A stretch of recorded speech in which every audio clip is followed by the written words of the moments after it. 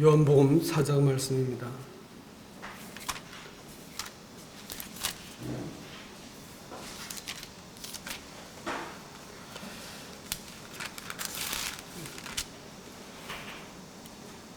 말씀을 조금 제가 읽겠습니다.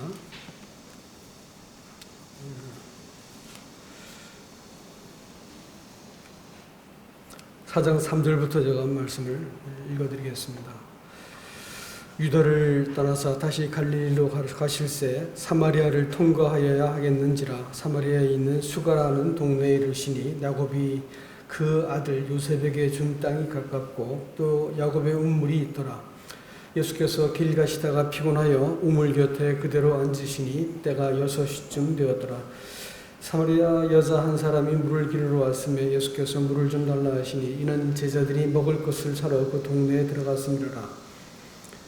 사마리아 여자가 이르되 당신은 유대인으로서 어찌 사마리아 여자인 나에게 물을 달라 하시나이까. 이는 유대인이며 유대인이 사마리아인과 상종하지 아니함이로라. 예수께서 대답하여 이르시되 내가 만일 하나님의 선물과 또 내게 물을 좀 달라 하는 이가 누구인 줄 알았더라면 내가 그에게 구하였을 것이요 그가 생수를 내게 주었으리라. 여자가 이르되 주여 물 기를 그릇이 없고 이 우물은 깊은데 어디서 당신이 그 생수를 얻게 싸움나이까. 우리 조상 야곱이 이 우물을 우리에게 주셨고 또 여기서 자기와 자기 아들들과 짐승이 다 마셨는데 당신이 야곱보다 더 크니이까.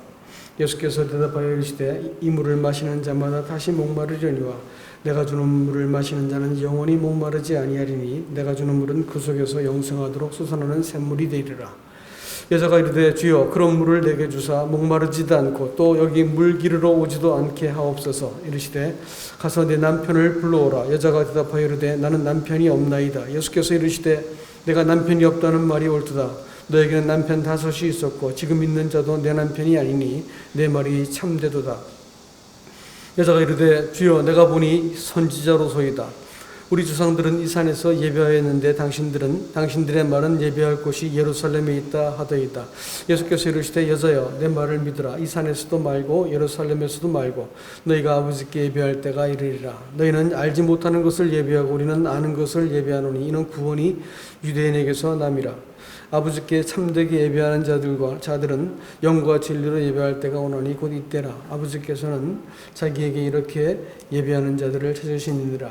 하나님은 영이시니 예배하는 자가 영과 진리로 예배할지니라. 여자가 이르되 메시아 곧 그리스도라 하는 이가 오실 줄을 내가 아노니 그가 오시면 모든 것을 우리에게 알려주시이다. 예수께서 이르시되 내가 말하는 내가 그라 하시니. 말씀 좀 길었는데 오늘 이 본문의 말씀은 니고데모의 사건과 같이 맞물려 있는 그와 같은 일입니다. 오늘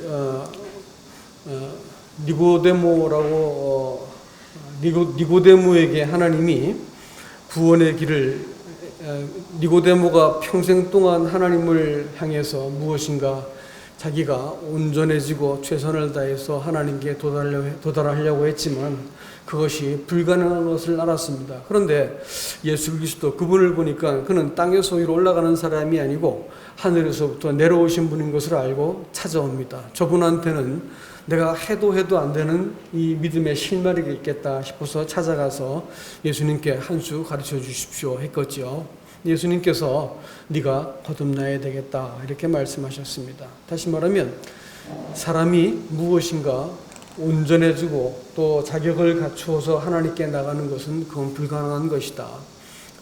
마치 사람이 태어나듯이 사람의 의지와 능력과 뜻과 무관하게 사람이 태어나는 것처럼 너는 지금 하늘로부터 태어나는 것이 필요한 사람이다 이렇게 말씀했습니다. 오늘 이 사람은, 이 사마리아 여인은 어느 면에서 보더라도 니고데모와는 정반대의 사람이었습니다. 이방인 여자였고 불황무식한 사람이었고 도덕적으로 타락한 사람이었고 인생을 실패한 사람이었습니다. 예수님을 찾아갈 힘도 없던 사람이었기 때문에 예수님께서 그 여인을 찾아서 사마리아까지 가셨지요.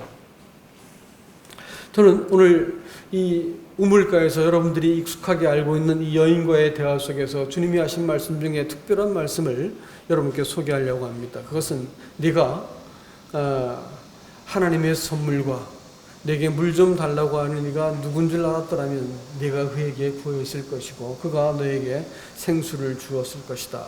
이렇게 말씀하셨습니다.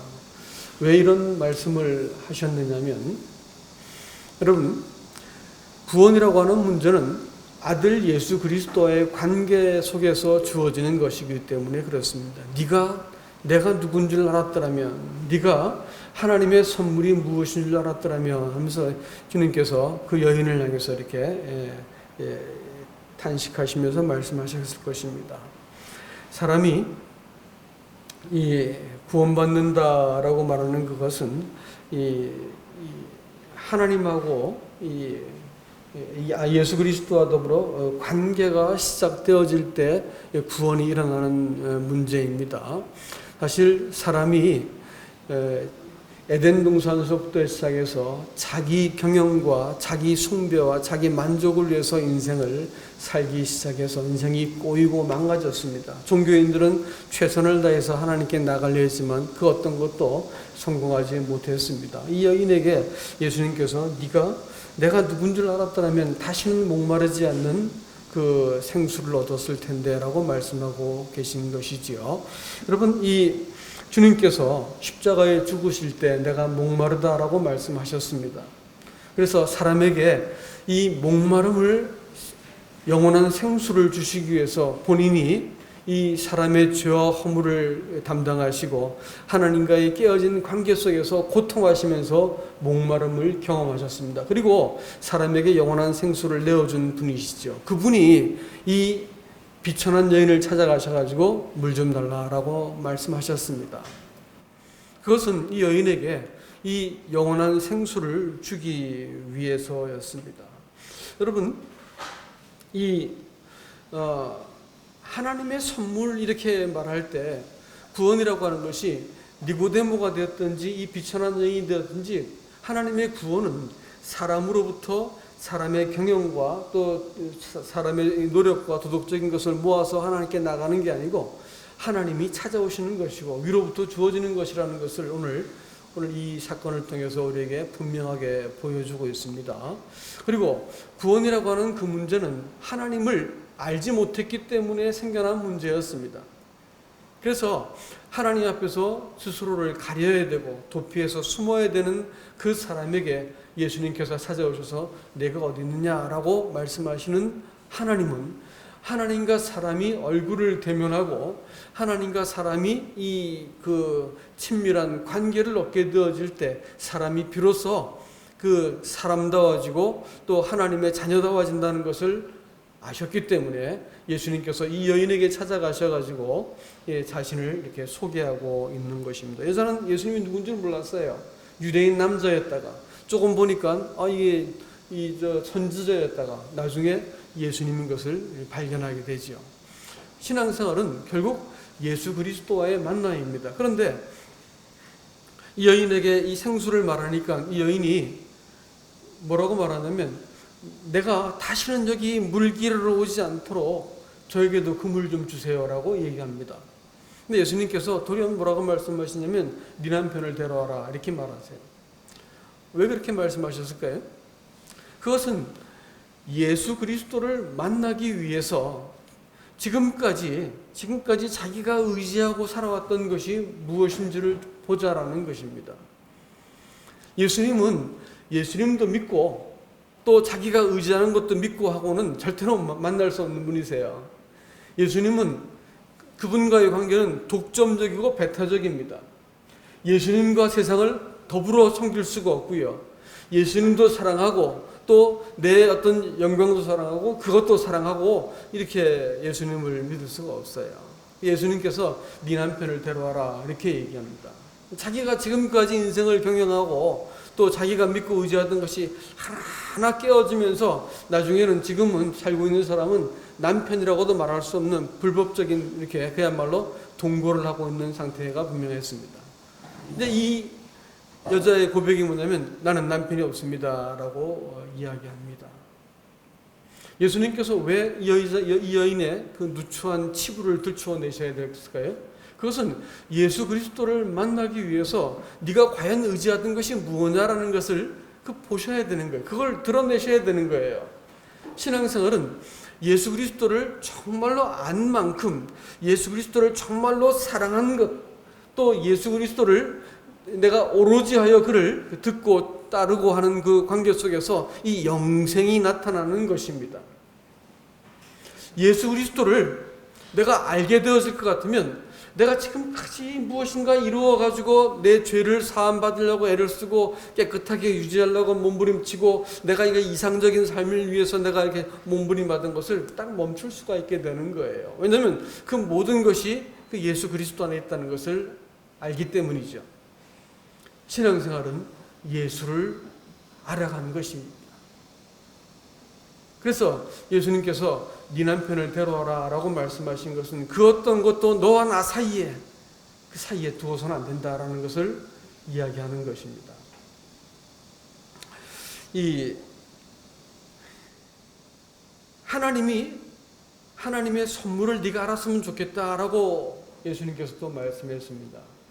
하나님의 선물이 무엇이냐? 두 가지로 설명할 수 있을 겁니다. 한 가지는 하나님이 전격적으로 아들을 통해서 사람에게 주신 일방적인 구원을 말할 때 하나님이 주신 선물 이렇게 말할 수가 있겠습니다. 여러분 이것을 은혜라고 말하고 이것을 하나님의 어떤 분은 공짜라고도 말씀을 하시는데 여러분 이것은 피상적인 이야기입니다. 물론 하나님의 사랑, 하나님의 은혜 맞아요. 그렇지만 왜 하나님께서 굳이 강조해가지고 강조를 해가지고 사람에게서 난 것이 아니고 하나님에게서 난 것이고 행위에서 난 것이 아니니 자랑치 못하게 하기 위해서 은혜로 주셨다는 말씀을 왜 자꾸 반복해서 말씀하실까요? 그것은요, 사람의 본연 속에 있는 것이 뭐냐면 자기 자랑이고 교만이고 자기 가능성을 믿고 있고 자기의 성취를 하고 자기 만족을 위해서 인생을 살던 아주 구부러진 본성이 사람 속에 있기 때문에 그거 눈꽃만큼도 그거 의지하지 않고 하나님께서 하신 것만 가지고 구원하시겠다라는 의미에서 구원이 은혜로 주어져야 되고 구원이 일방적이어야 되고 구원이 공짜로 주어진 것이에요. 그래서 공짜구나, 좋다 이렇게 하라는 것이 아니고 그 뒤에는 사람의 무서움, 이 본능에 대해서 하나님의 냉정한 이 경계하시는 말씀을 담고 있다는 거예요. 천국이 공짜냐 이게. 구원이 무조건 은혜로 받는 것이냐 이게. 100% 은혜죠. 그렇지만 하나님 나라에 너희가 들어가기 위해서는 많은 환난을 겪어야 된다고 사도 바울은 사도행전에서 이렇게 말하고 있습니다. 우리가 아무런 자격도 조건도 안 되는 인간을 하나님께서 구원하신 그것은 하나님만 의지하고 하나님을 통해서만 인생을 살고 그분만 목적이 되게 하시기 위해서 하나님께서 사람에게 아무런 대가를 요구하지 않으시고 일방적인 구원을 베풀었기 때문에 사람들이 바라볼 때 공짜구나 은혜구나 이렇게 말을 할 수 있습니다. 맞는 말씀이에요. 그렇지만 그것만 본다고 할 것 같으면 그건 문제가 있는 것이지요. 그것을 통해서 그 이후에 이 은혜로 받은 구원을 통해서 하나님만 의지하고 살도록 만들기 위해서 그런 구원을 주셨다라는 겁니다. 이게 이제 하나님의 선물이라고 하는 한 부분을 설명할 수 있는 말입니다. 두 번째는 뭐냐면 사도행전에서 2장과 5장에서 2장에서 특별히 베드로가 뭐라고 말하냐면 너희가 그 회개하고 그리스도를 믿어라. 그러면 성령을 선물로 받을 것이다 이렇게 말했습니다. 성령은 선물이십니다. 누구에게 오시는 선물이냐면 이 사람의 모든 죄를 해서 십자가에서 죽으신 예수 그리스도, 그리고 씻겨놓은 것을 보증하기 위해서 다스리기 위해서 부활하신 그리스도, 이 그리스도가 사람의 마음속에 딱 들어오시게 되어지면 이 그리스도를 끊임없이 증거하시고 깨닫게 하시고 그 말씀을 기억나게 하시고 인도하시는, 그리스도에게 인도하시는 분이 누구냐면 성령이세요. 신앙생활의 모든 근거와 힘과 원동력과 이 모든 것을 어디서 나오냐면 성령으로부터 옵니다. 그런데 이상하게 말이죠, 이 한국에 있는 이 기독교가 왜곡되기 시작한 것이 뭐냐면 저 오순절 계통으로 가면서 성령을 무슨 신비한 에너지나 파워 정도로 이해하고 사람을 어떤 신비한 무슨 체험을 하는 것으로 아주 싸구려로 만들어 버렸습니다. 그런가 하면 복음주의자들, 복음 얘기하시는 분들한테는 성령 얘기하면 고개를 갸우뚱해요. 뭔 말인지 잘 모르더란 말이에요. 성령은 말이죠. 성령은 이 그리스도인이 그리스도인다운 삶을 살 수 있도록 하나님께서 마련하신 완전한 종합 선물 세트입니다. 사람이 어떠한 자리에 넘어져도 일으켜 세우실 수 있는 분이시고요. 어떠한 흑암 가운데서도 빛을 줄 수 있는 분이시고, 어떠한 연약함 가운데서도 그는 우리를 하나님의 자녀라는 것을 우리에게 탄식하면서 아버지께 탄원할 수 있는 분이고 우리를 일깨울 수 있는 분이세요. 그렇기 때문에 선물로 주신 성령에 대해서 사람이 잘 알지 못하면 신앙생활이 뭘 의지할 수밖에 없을까요? 구원받았으니까 됐어 이러고 나가 떨어져 버리든지, 아니면 구원받고 나서 이 하나님이 무궁무진한 이 은혜의 보고에 대해서 이 파이프를 딱 막아놓고 지 힘으로 인생을 버티고 이렇게 어찌하든 해보려고 몸부림치는 이 아주 불쌍한 이 같은 신자가 되는 수밖에 없습니다. 그러나 성령이 우리의 삶, 우리의 모든 발걸음, 우리의 호흡을 함께 동행하시는 분이시고, 나로 하여금 그분을 향해서 머리를 들 때마다, 그분께 내 마음을 통할 때마다, 여러분 시편을 보면 그려지는 그림이, 일관된 그림이 있어요. 환난과 곤경과 이 도전과 위협 가운데 꼭 죽을 것 같은 상황 속에서 그가 하나님께 심령을 딱 통하면 갑자기 시편의 어떤 기저가 확 바뀌어버립니다. 하나님을 향한 찬양으로 바뀌어버려요. 그 앞에 있는 나 자신을 바라보게 되어지고 그 약속을 기억해내기 시작하고 그 말씀이 내 속에 기억이 나니까 내가 하나님의 소유였구나. 내가 하나님 앞에 있는 사람이구나라는 것이 딱 이해가 되면서 내가 지금 모든 처한 이 상황에 대해서 사람이 비로소 이 하나님의 시각으로 딱 내려다보면서 하나님을 찬양하고 내가 안전히 거할 것입니다. 평안히 거할 수 있습니다. 라고 이렇게 하나님을 향한 찬양으로 이 시편이 확 바뀌어버리는 걸 볼 수 있습니다. 보세요. 다 그렇게 되어 있습니다. 그리스도 내 삶이라고 말하는 것은 이 성령이 말씀을 기억나게 만들어주세요. 네? 그리스도가 누군지 기억나게 만들어 주신다고요. 하나님이 어떤 분인지 기억나게 만들어 주신다고요. 그래가지고 내가 처한 모든 상황에서 모든 이 사단의 비난과 환경과 도전과 위기를 만날 때 사람이 딱 하고 일어날 수 있는 힘을 누구로부터 얻는다고요? 성령으로부터 얻는다고요. 그러니까 하나님의 선물을 모른 채 구원을 말하는 것은 이거는 말도 안 되는 소리라고 있는 것이야. 그러니까 예수님께서 네가 하나님의 선물을 알았더라면 이렇게 지금 탄식하고 있는 겁니다. 네가 그에게 구했을 것이요. 신앙생활은 혼자 하는 게 아니에요. 하나님 그분께 구하는 거예요. 구속을 완성하신 분이 지금 하늘에 계시다 해서 그분이 나랑 떨어진 것이 아니고 성령을 통해서 매 순간 우리의 삶과 이 발걸음과 호흡을 동행하시는 분이시다라는 겁니다. 여러분 이거 기억하셔야지. 이 성령을 통해서 삶을 살아내시는 분하고요, 내가 이렇게 해야 된다라고 하는 어떤 당위성을 가지고 인생을 사는 사람하고 겉으로 볼 때는 이쪽 사람들이 더 근사해 보입니다. 뭔가 더 말이 말끝이 떨어지고 괜찮아 보여요. 바보 같아 보여. 좀 대책이 없어 보여. 그렇지만 이게 삶입니다. 그리스도를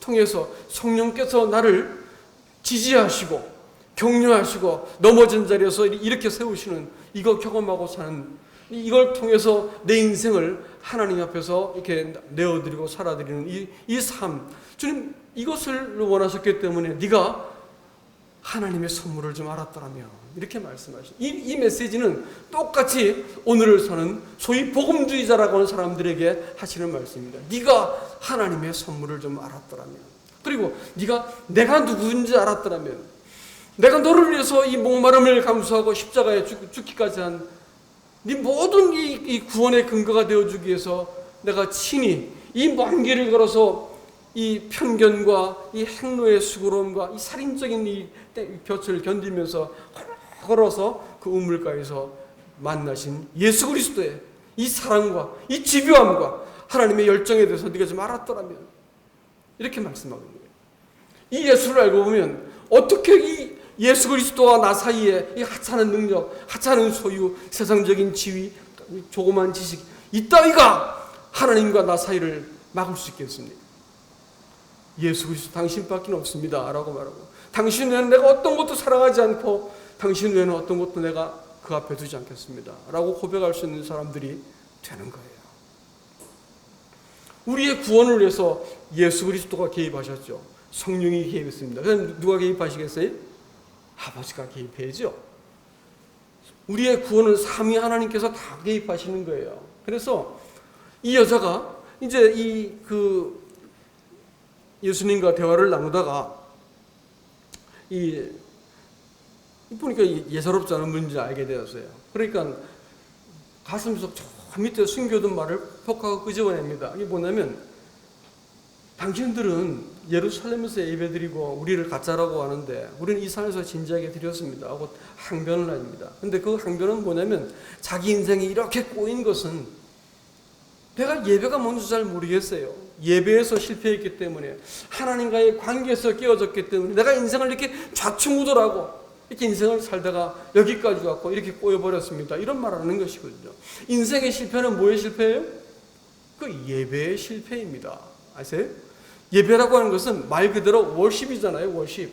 가치 있는 것에 대한 어떤 그 도리예요. 관계입니다. 그러니까 무엇을 내가 가치 있게 여기는가라는 것이 예배예요. 근데 사람들이 하나님을 가치 있게 여기나요? 그렇게 하지 않습니다. 사람들은 누굴 가치 있게 여기냐면 자기를 가치 있게 여겨요. 돈과 명예와 뭐 이런 것들이 소중히 여겨진 것은 자기 때문이라고요. 사람들은 사실 누구를 섬기는 걸까요? 자기 섬기는 거거든요. 그런데 하나님이 가치 있다라고 말하는 것은 정말로 이 코페르니쿠스 같은 중심의 변화가 일어나야 되는 것입니다. 하나님이, 그분이 내 유일한 삶의 가치입니다.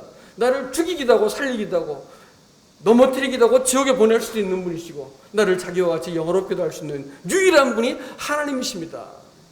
이렇게 고백할 수 있는 것은요, 이것은 그리스도를 안 자들에게만 통하는 얘기예요. 여러분이 구원받았으니까 이제 네 행복하게 잘 살아라, 또 힘을 다해 잘 살아라라는 것은 절대로 복음이 아니고 사람을 고통스럽게 만드는 겁니다. 죄사함 받고 하나님 앞에서 용납된, 화목하게 된 사람들이 가져야 될 최고의 목적이 뭐냐? 그 예배입니다. 그래서 이 여인의 그 대답에 예수님께서 즉각적으로 대답을 해 주십니다. 하나님께 예배할 때가 왔다라고 말씀하고 있습니다. 여러분, 사람들이 뭐 금송아지를 가지고 여호와라 불렀고요. 바알이라는 말이 그 당시 가나안 땅에 엘이라고 하는 신이 있었습니다. 바알의 아비죠. 바알이라는 신의 아비가 엘입니다. 근데 하나님도 엘로힘이라 불렀잖아요. 그렇죠? 이게 뒤섞여 있는 거예요. 뒤섞어 놓은 거죠. 이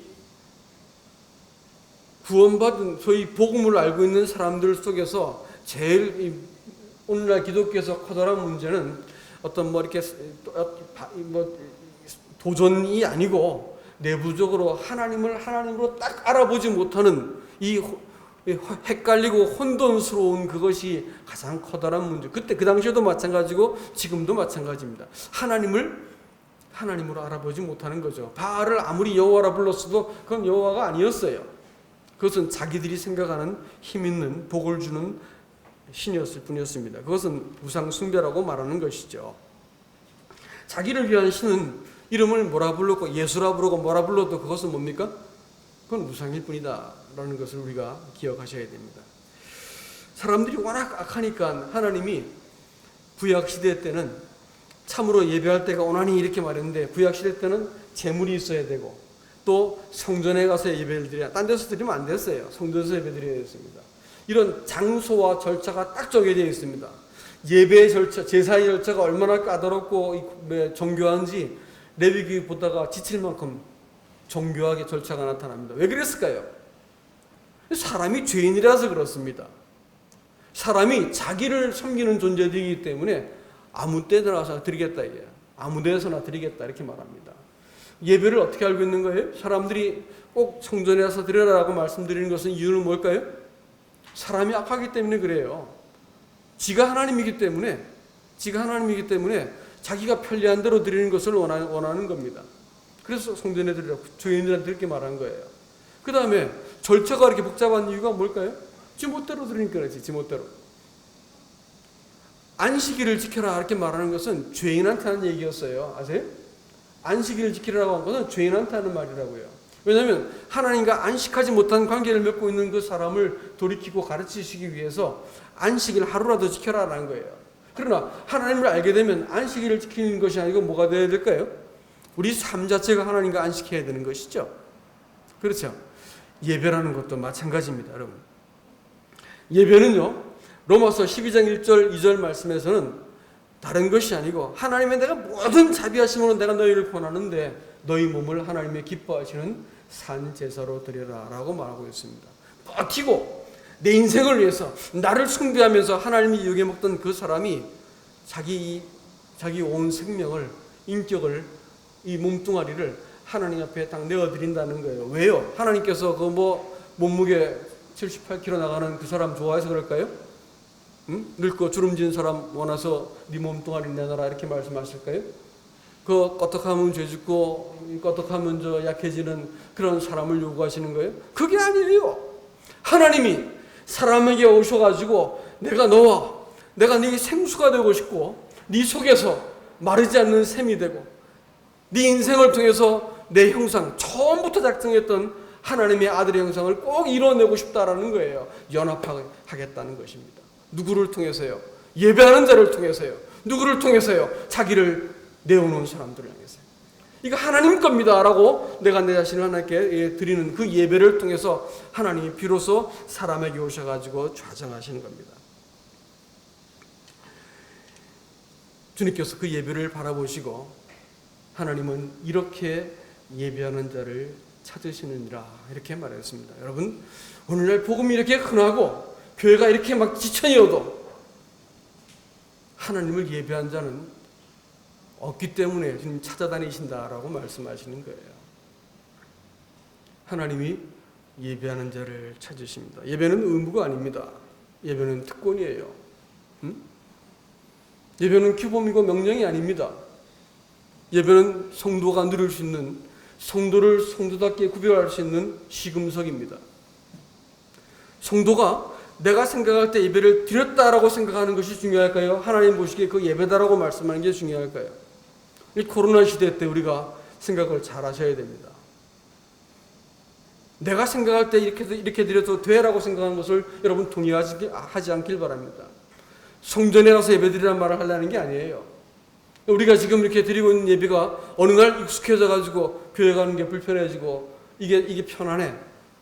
이래도 되는 거 아니야? 라고 생각한다면 그거는 그 자리에서 벗어나야 할 자리라는 것을 우리가 기억하셔야 되는 겁니다. 하나님은 영이시다 이렇게 말씀하셨어요. 그것은 사람의 영혼을 꿰뚫어 보신다는 거예요. 한쪽이 진실하고 한쪽이 거짓된 사람은 절대 친구가 못 됩니다. 아세요? 하나님은 영이시라고 말하는 것은 하나님의 온 이 중심이 사람을 향하고 계신데 사람이 이 거치대로 형식으로 어떤 예식으로 이런 것들을 가지고 절대로 하나님을 대면할 수 없다는 거예요. 사람이 저 영혼 밑에부터 끌어올라온 사람의 이 진실만 하나님을 대면할 수 있습니다. 그러니까 영으로 예배를 드려야 돼요. 그 다음에 진리 예수 그리스도를 통해서 드려야 되죠.